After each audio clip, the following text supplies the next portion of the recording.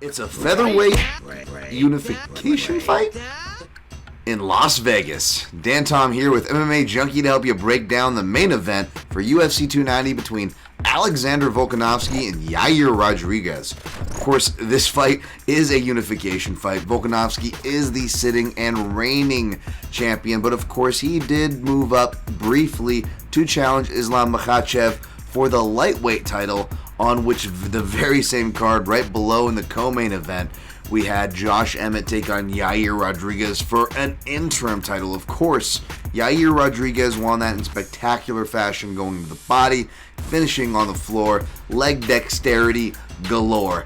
Now he will have the chance to not just upset the odds makers, not just unify a title, but defeat perhaps the pound for pound great, depending on how you want to go about that subjective matter. But regardless on how you rank Volkanovski, the fact is, it's not just nameplay or hyperbole.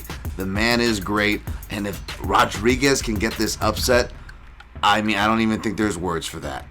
At the time of this video, the odds makers and the public are favoring Volkanovski in the neighborhood of minus 400, with the comeback on your underdog, the interim champion Rodriguez, at plus 300.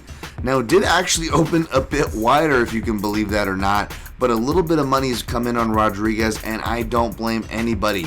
If you look at it, Rodriguez not just striking, not just kicks, but more particularly striking from southpaw. Rodriguez was kind of a right-sided striker when he first came into the league, but has rounded out his boxing and his left-sided strikes as well, particularly from that southpaw stance.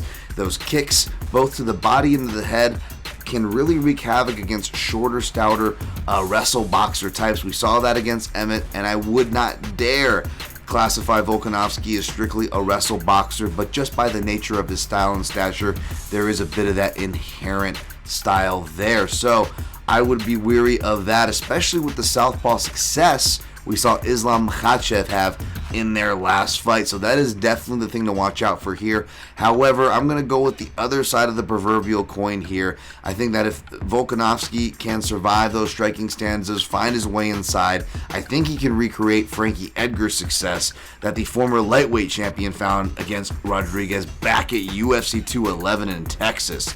I think that Volkanovski, who is a honey badger from topside, can work from those positions. For more on those games and kind of how I see it happening, stats, and all the like, check out my in-depth breakdown over at MMAJunkie.com, where you can find results for the fights this weekend.